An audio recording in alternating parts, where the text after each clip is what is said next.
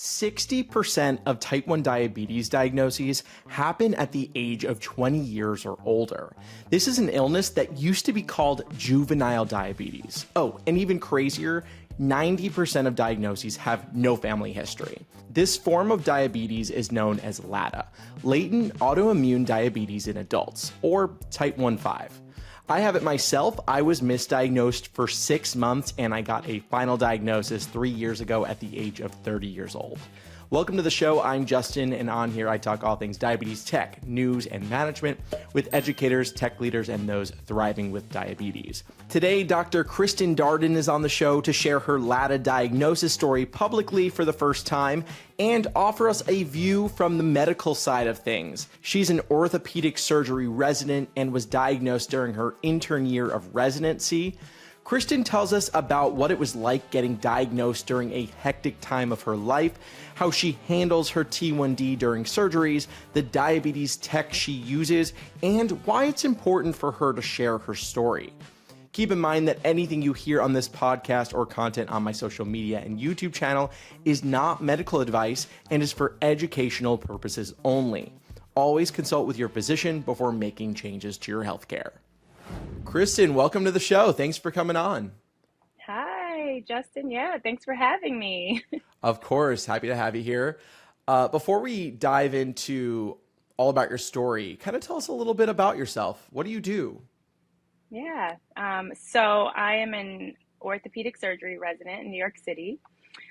So for those who don't know what a resident is, it's like you're training to become a surgeon. So kind of like Grey's Anatomy. That's the only thing I can compare it to. But so I'm in my last year. But not as like hot and sexy. Yeah, exactly. Occasionally, but you know. Okay. Just kidding. I'm just kidding. So, you're in the medical field, deep in there. What was your understanding of diabetes before you were diagnosed? Oh, that's an interesting question. So before I was diagnosed, I would say before I got into medicine, I was really only exposed to people with type 2 diabetes. As we know, that's like rampant in the African American community. You know, my grandfather had it. A lot of people in my family have had it. And also didn't know much about insulin usage because, you know, for most of them, they were trying to manage it with diet and pills like metformin. And then, you know, once I got into the medical community, I started learning more about type 1 diabetes, of course. And then I knew a couple people that were diagnosed with it. And so I got more exposure to it. That was before I knew that I was going to soon join that community. But yeah, so, you know, yeah, that's pretty much how the exposure I know. I know a lot more like medical side of it, right? Like I know what insulin is. I know all the pathways, the biochemical pathway, you know. Yeah. Well, you know, like you and I are very much part of a community that I feel like there isn't as much awareness of in the diabetes community, the LADA, Latent Autoimmune Diabetes in adults. We were both diagnosed later in age. What was your understanding of that? Did you know or think that people in our age range could be diagnosed with what used to be called juvenile diabetes? I know. So the short answer is not really, but kind of. So in med school, we like learned about some latent diabetes. I had heard it. It was deep in my brain when I was studying for my big board exam. Like I feel as though at some point I was like, oh yeah, like I think I remember hearing about that once or twice, but like it wasn't anything that I was like, oh, ding, ding, ding. I know exactly what you're talking about. I was like, wait, what? I'm in my 30s. Like, what are you talking about? Like, that's not real.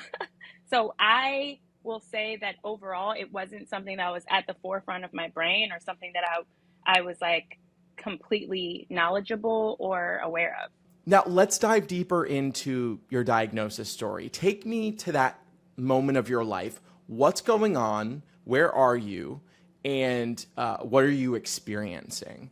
Yeah. So the very moment I was diagnosed, that's what you're asking about. Yeah. Right? Take me back. Well, okay. Even a little before that, right? Yeah. What led up to it? Yeah. Okay. So this was my intern year of residency, which just to kind of fill everyone in, is like one of the hardest years of residency. Your life is not your own. The hospital runs you, so the hours are long, the work is grueling. So I was actually on my vascular surgery rotation, which is known to be one of the harder rotations of our intern year. So some of the symptoms I was having that I can talk about now that at the time I did not know I was having, right? So I was noticing that I lost a little bit of weight, but like I wasn't paying attention. Everything about my lifestyle feeds into like malnutrition. Like, you're a resident, you don't eat, you don't sleep. Like, so I just thought it was part of my life. Like, I had lost some weight, I thought I was thirsty because I wasn't drinking enough water because I was constantly running around the hospital. I thought I was peeing a lot because I was chugging water bottles because I was dehydrated because I was working. All of these things I attributed to my work environment and how hard I was working, and just kind of overlooked it.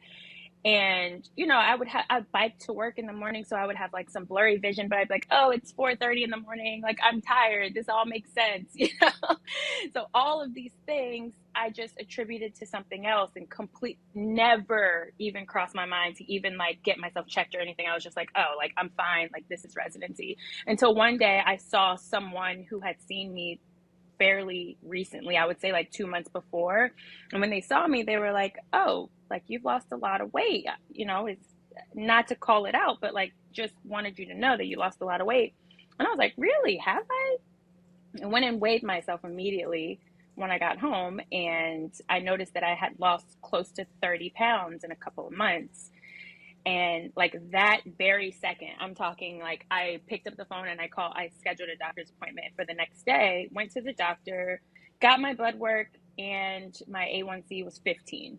Okay. Yeah. And yeah, like, she didn't believe it, right? She didn't even believe it herself. She was like, I don't even believe that this is right. Maybe there was an error. So she had me come back in the next day and redraw the blood, and it came back the exact same. So, this is real. And like, that's when it kind of all hit me, and I was at home alone. I called my husband. I'm like, oh my God, like, what's going on? Like, so that was kind of like, she set me up with an endocrinologist, like, immediately. I saw them a few days later, and then the rest is history.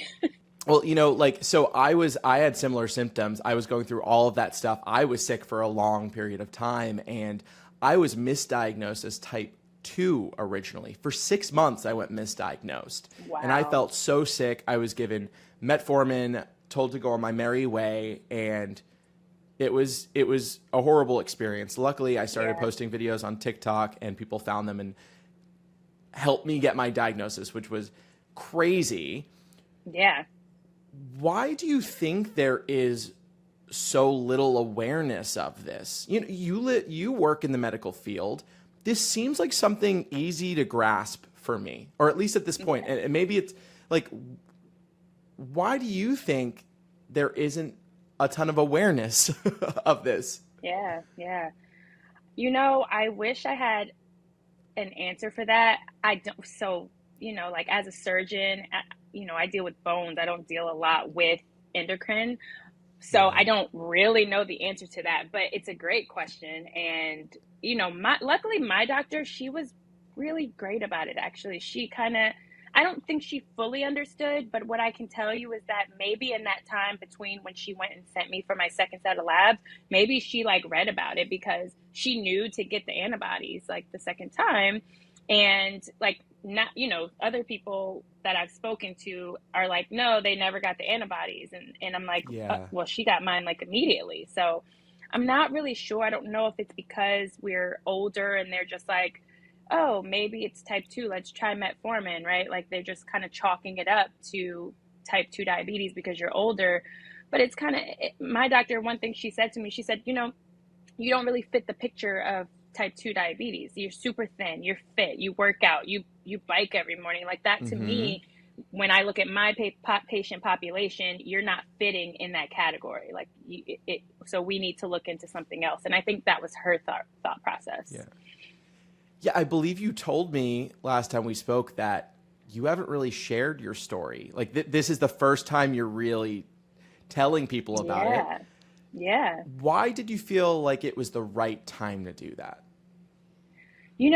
I felt that way because there have been multiple instances instances over the past few years where I have seen people that I know go through something very similar.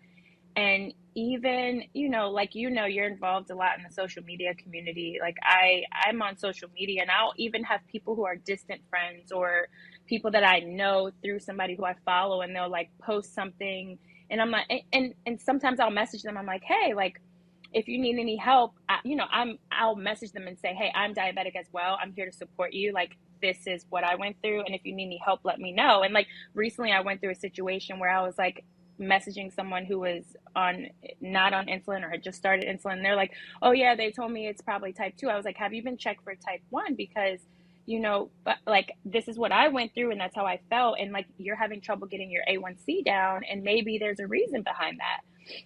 I feel as though the more people who know about this, and who, it's all about healthcare literacy, right? Like, a lot of these things are about knowing just knowing that it exists. Like, all you need to know is the signs, knowing that this is a thing that happens to people in our age group. It's completely possible. And then maybe you don't know what to do about it, but now you know to go see someone about it, right? Like, I think that can Absolutely. save lives. Today's episode is sponsored by T1D Exchange. You can directly make an impact on diabetes healthcare, treatments, and technology by participating in the T1D Exchange registry. It starts with a simple survey about your life with T1D, and it only takes about 15 minutes. After that, you'll have a personal portal with ongoing T1D study and survey opportunities. Plus, some of these studies even offer compensation. Signing up with the link in the show notes helps support my channel, and it allows me to continue putting out free content. You can sign up at t1dexchange.org/diabetic or click that link in today's show notes. How can we let doctors know?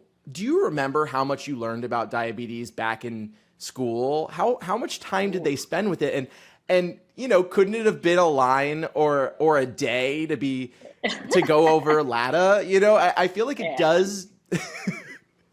It's like, and I wish I don't even have the textbook anymore, but like, I'm pretty sure it was in a textbook somewhere. And it's becoming more prevalent now, right? Like, LADA is becoming more prevalent now. True. But I think before, they were focusing on like, okay, this is what you're going to see mostly, right? Like, you're going to see the type 1 diabetes, or you're going to see the type 2 diabetes. So maybe they just didn't focus so much on that because it wasn't as prevalent. But like, as time goes on, if more people are going to start being diagnosed in their late 30s, like, this is something that we should be just focusing a little bit more on, in not only the book part of medical school, but kind of the part where we do our shadowing of doctors in the hospital as well. Absolutely. Maybe that's exactly it. It just needs a little more time because it is becoming more prevalent. We need the education to become more prevalent, and it will through experiences like ours. And, I hope, and I'm sure that you're in your space, and this could be a good start, sharing that information to so many people who, they may be helping someone with a bone, but they'll say, oh, you've been thirsty all the time. You feel terrible. Well, you know what? Maybe you should see an endocrinologist. So it happens. It honestly happens to me, and especially now that I am in the diabetic community, if I have a patient who comes in and they're like, I'm like, I just can provide I'm so empathetic, and I can give so much advice and relate to people so much now that I'm in the community. We'll have people that we want to do surgery on. They're like, oh, my A1C is this. And I'm like, well, you got to get it down to have surgery. So like, are you seeing your endocrinologist? Like, what device are you using? Right. Like, I ask all I love that.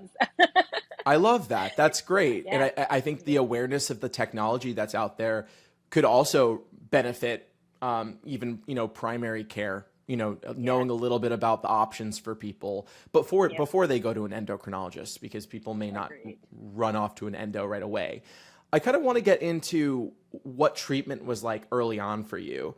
Yeah. So let's kind of start from, you're diagnosed. What does your doctor have you start doing? What are the first forms of treatment and insulins that you're kind of using, or technology, I guess? Yeah.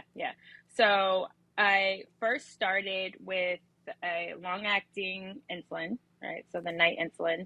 I started with metformin, and then we started on a sliding mealtime insulin.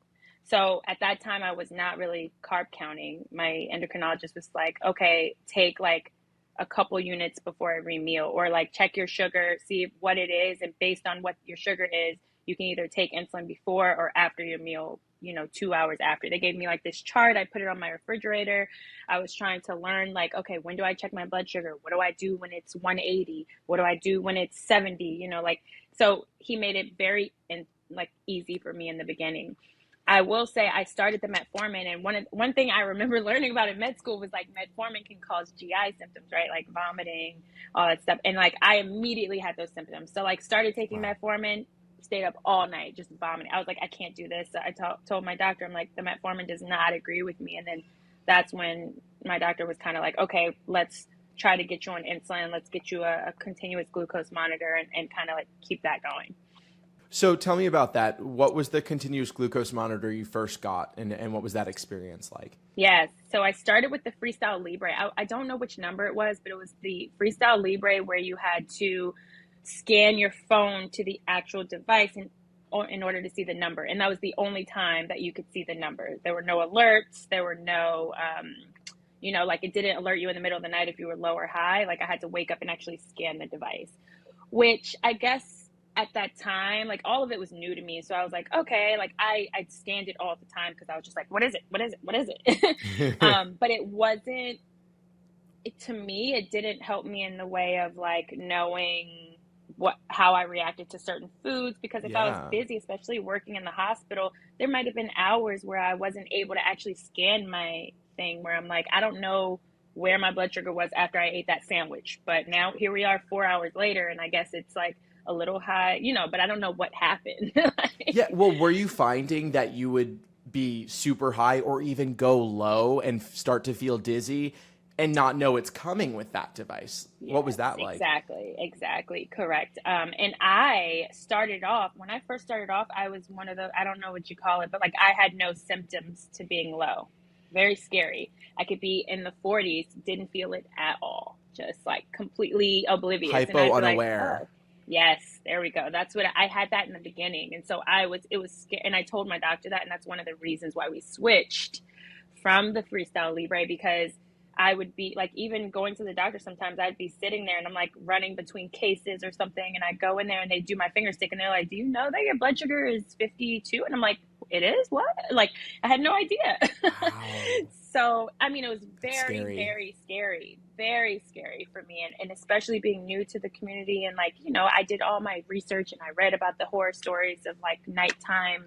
And so it even made me scared to take insulin. So it was kind of like a vicious cycle of badness. And so my doctor was like, all right, let's try to get you on something that kind of keeps you aware of what your numbers are. And that's how I was introduced to the Dexcom.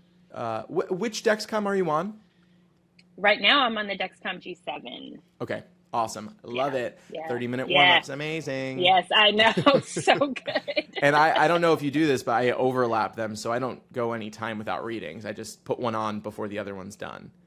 Oh, I don't do that. I didn't know you could do that. Oh my God, yeah. Yep. It's amazing. What? So about, an hour before the other one goes off, I put on a new one, and then even on the graph, you'll get like double dots for like a second, and then it will switch over. So yeah. Wait, that's amazing. It's amazing. Okay. It's the best. Yeah. So alongside that G7, you're using InPen, right? I am. Tell me about your experience. First, take me back to why are you using InPen? Yeah. So how'd you get on it? So I was originally using a regular pen that, just a regular Lispro pen. And then I got pregnant. So I worked really hard before. So like all of this happened in the span. I was diagnosed in early 2021. So all of this has happened in this short span of time. But I was able to get my A1C from once I switched to the Dexcom G6, I was able to get my A1C from the 15 or 14 that it was down to a 5.8. At that point, wow. I knew that I wanted to have a baby. And so, this was all planned, and I worked with my endocrinologist and my OB and got pregnant towards, like, as everyone knows, towards like the 23rd, 24th, 25th week of pregnancy, you become super insulin resistant. That's usually when they give women without diabetes, that's when they give them the glucose tolerance test to see if they have gestational diabetes, because that's when you're most insulin resistant during pregnancy. So at that time, I'm already diabetic, so I became doubly insulin resistant. It was out of control. And so we had to tweak my insulin a bit, and like my nighttime doses, my mealtime doses. But one thing that I also noticed was that I had, there's something called pregnancy brain, where you just, it happens to everyone. You like forget things. You're like, oh God, I put like my phone in the fridge. Like, so I was losing track of like how much insulin I was giving myself before meals. I would forget, like, did I take my nighttime insulin today, or was that yesterday? Like, things were just getting a little bit blurry for me. And especially Yeah. during a time when I was trying to keep my numbers super tight, it just became a situation where I wanted a way to manage it better. So my endocrinologist was like, well, have you heard of the NPen? I was like, no, I haven't. What is it? And so she's like, it's one step below, like a pump. Like if you don't want to pump right now, it's still a way that it connects to your phone via Bluetooth and keeps track of like how much insulin you have on board, whether you took your night insulin. You can even like put your sliding scale, your correction scale, or your carb count in there, like whatever you want to use. It has the mechanisms in the app to kind of program that in. So I started with that, and it was a game changer. I loved it. And I mean, I'm not pregnant anymore, of course, but I still use it. So Yeah, tell us a little bit more about the InPen. Kind of walk us yeah. through the mechanics and how it works Oh yeah. and how So you use it. yeah, so this is my InPen. I actually get a lot of compliments on this. Every time I'm at the hospital, I keep it in my like scrub pocket, and they're like, "Is that a pen?" I'm like, "It is, but a special one." Like, We both have the same pink one, by the yes, way. it's so cute. I love it. So basically, it's pretty similar to the other short-acting insulin pens with the Humalog inside, but what it does is it has a Bluetooth feature that connects to my phone that tells my phone how much insulin I'm giving myself. So if I program this, to let's see, like however many units, you can see it through the hole right there. I don't know how good the lighting. Whatever units I put in here, once I inject it into my body, it goes into the phone and it says, okay, you just gave yourself 5 units. And it even goes as far as to telling you how long that insulin is going to last. So usually my short-acting insulin lasts about 4 hours or so.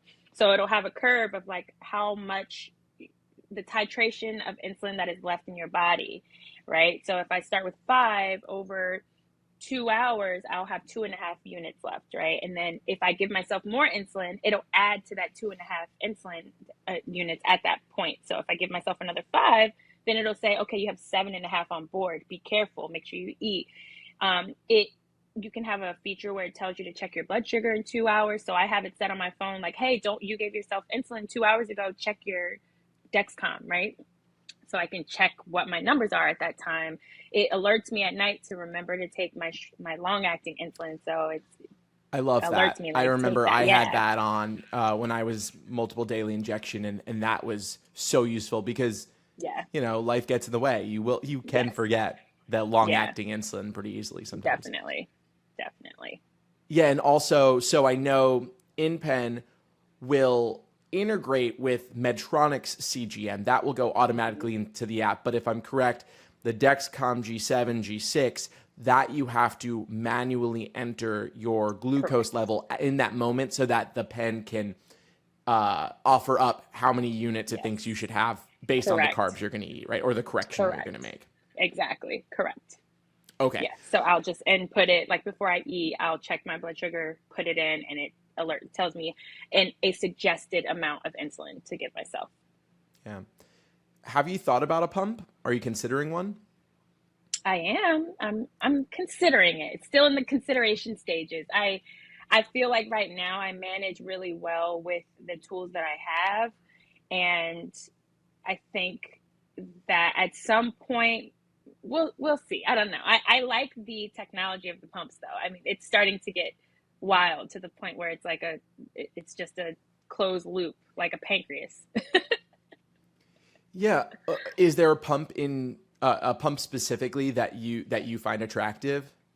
Yeah, the tubeless pump is the one that I've kind of been looking at. The Omnipod, I think is what it's called. I have a friend who uses it, and so she kind of has been kind of nudging me in that direction as well. She's like, you know, you should try it out. You should try it out. I'm like, okay, maybe I will.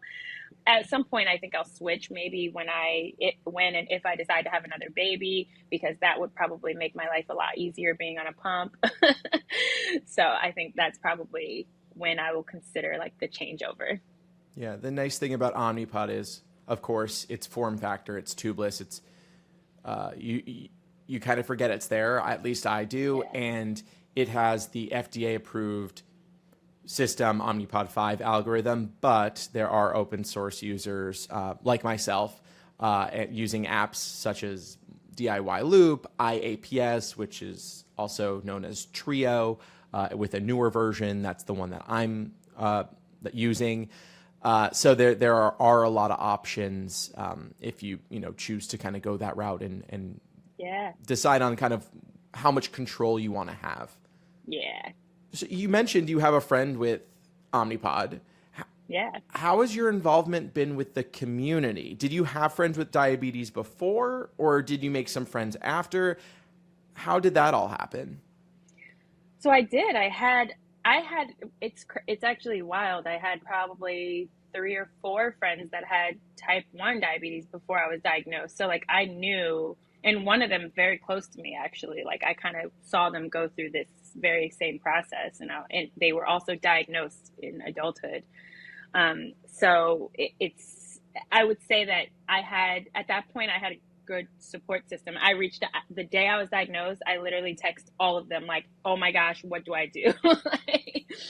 As far as the community online, I haven't really been that involved because I haven't like posted about it, and nobody really knows in my online life as of right now, just my personal life. And like a lot of people at the hospital know, my hospital is super supportive, the staff, everyone, because being a surgeon and being diabetic is not that easy. There are times when I have long cases, I have to scrub out because I'm going low, or, and I have to go eat. Sometimes I'll have scrub techs who carry candy for me. Like some of the OR staff carry snacks for me because we just love each other that much. They really look out for me, and it's yeah. How did it feel when you were diagnosed and to also be in this field of work? I can only imagine. I mean, everyone has their own reaction to what their lifestyle is like and how it's going to affect them. I cried over the idea of not being able to go on a road trip. Yeah. How did you feel when that happened? What was your gut feeling and reaction to that? Yeah, it was very scary for me, and I didn't know what was going to happen with my work, because I truly was like, am I going to be able to be a surgeon? Am I going to be able to scrub these long cases? Is it going to affect the fact that, maybe I want to be a trauma surgeon? At that point, I was an intern, so I didn't know what subspecialty of orthopedics I was going into. And some cases are longer than others. If I went into spine, some of those spine surgery cases are very long, or tumor, like we do orthopedic tumor, and some of those cases can be very long. And at that time, I didn't really know what I was going into. So it was very scary for me to think about the fact that, oh, is my life actually going to change? Do I need to change specialties? And luckily, what's crazy is that I knew someone who was a type 1 diabetic from childhood who was also an orthopedic surgeon. So I reached out to that person and I said, how do you do it? And they gave me such good advice, like everything from carry like glucose gel packs to, when you go into a surgery, start off a little bit higher so that you don't drop low as easily. Like just little tidbits of information that really helped me get through it. And I couldn't have done it without some of the advice that I've gotten. Yeah, the community is amazing. And I think also having people like who you had and others who can share their stories and their experiences, it helps so many other people who are worried about their future and the possibilities. And we can help show them that what they want to do is possible. Absolutely. You can do anything anyone else is doing, but it may require a little more work, a little more planning. And that is why people with type 1, people with other autoimmune disorders, whatever it may be, we are all so much stronger because of it, more resilient and powerful. And I give so much credit to this community of people who are, Yeah. you know, astronauts. And well, I don't know if we're astronauts. I mean, I don't know if we're I'm sure astronauts. we I are. hope so. You'll But never like, know. We're like NFL players. We're, you know, right? like We're so many, models. we're doing everything. Yeah. And it's our little secret or not a Yep. secret, Yep. but like, we're like, hey, we show off our little I know. Dexcom, you know, like, Yeah. I love it. What do you hope people listening to this story will learn? Let's see. I hope that people will learn a couple of things. So on the technical side, I hope that people learn that, you know, being diagnosed, I was 30 years old when I was diagnosed.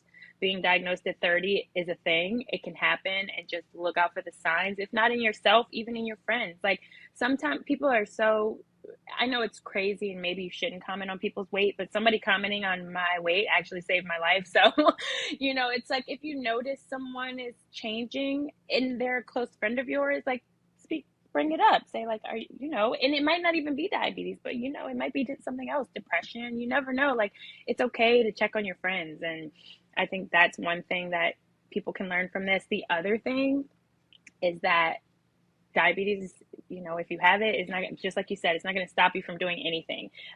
Within the span from 2021 to now, have had a baby. I'm about to graduate residency. I'm about to be a surgeon. I've traveled with my baby. Like I've traveled out of the country.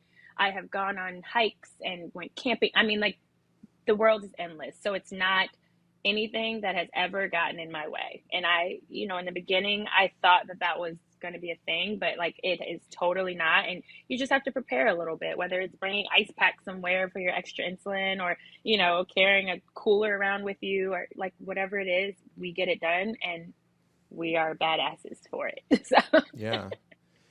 There was a bill that was just introduced in the House of Reps that puts more importance and money toward early screening for type 1 diabetes. So there are multiple stages. There are 3 stages of type 1 diabetes. And in the first 2, it can be screened for and found.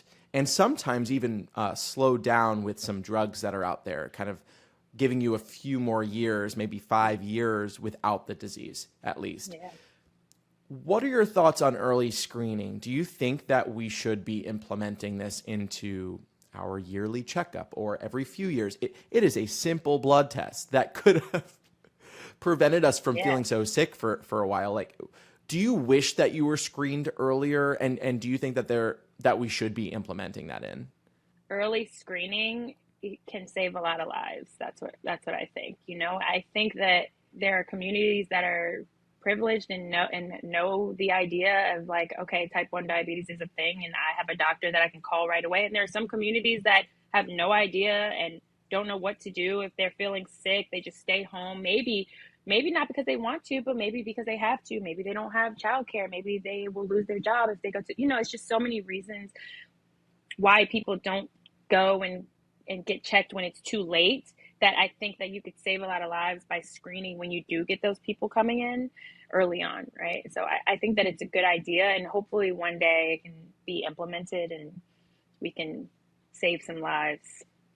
Yeah. What are your thoughts on our system being what I feel like is more of a reactive system than a proactive system? And I think what you just said kind of touches on that. Yeah.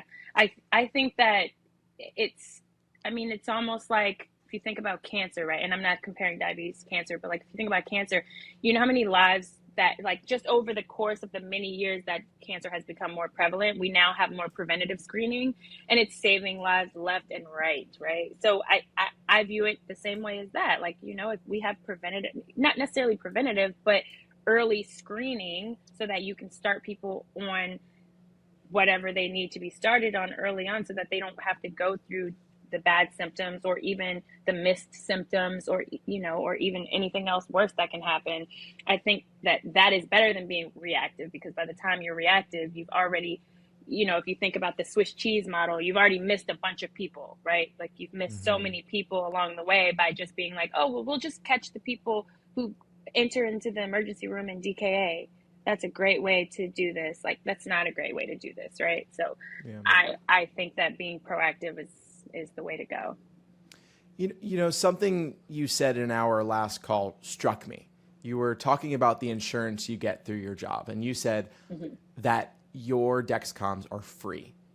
And that stunned me because I already knew that so many people's insurances are different. I pay $70 for 3 months supply of Dexcom, which is also a lot less expensive than what some other people pay, which may be hundreds a month for their sensors or whatever. Tell me a little bit more about your experience. And I know the doctor side is sometimes a little more separated, but maybe I'm wrong. But what has your experience been with insurance coverage and just the vast differences you see in coverage, not having coverage, and then even people who have coverage having like a multitude of, things? Yeah. How does that affect your job? So, from my perspective, I'm just lucky, blessed, whatever you want to call it, enough to have the insurance I have through my job, right? And it just so happens that Dexcom is completely covered. And I get the 3 month supply like you do, delivered every 3 months on the dot with all of my Dexcoms. And I don't even know that it's a closed loop. Like my insurance talks to my doctor. And also, can we just talk about the fact that how nice it is to have 9 Dexcoms at a time, where some people only have 3, and if they're on their 3rd and then it fails, they could go without a sensor for a few days. Yeah. That's very nice. It's nice to have backups because sometimes the sensors fail, right? Like, it happens. Like, as great as Dexcom is, it just happens. And having like backups and the ability to replenish that, because Dexcom they're really great about replenishing one that fails. So you can get it, but it's just a matter of, can you get it in time? So having a backup is always really nice. And I have a bunch of backups. I know that it's not as easy for everyone. And I see that, some people are like, I can only get a 30-day supply, or, I can't get it at all. Like, I have to stay on the Freestyle Libre because that's what's covered, right? Like, or whatever the case may be. It's tough to see that. And I am aware of the privilege that I have by, being in the situation that I am in, right? Christon, thank you so much for coming on the show and sharing your story. It was really special to have you here and to speak with someone who has gone through a similar experience as I have later in life. And, good luck on your journey. I'd love to, see if there's ways that we can do more together and spread more awareness, because I don't want anyone to kind of go any time without diagnosis. If I can help. 100%. Well, thank you so much for having me. I'm happy to speak and advocate and be a part of the community.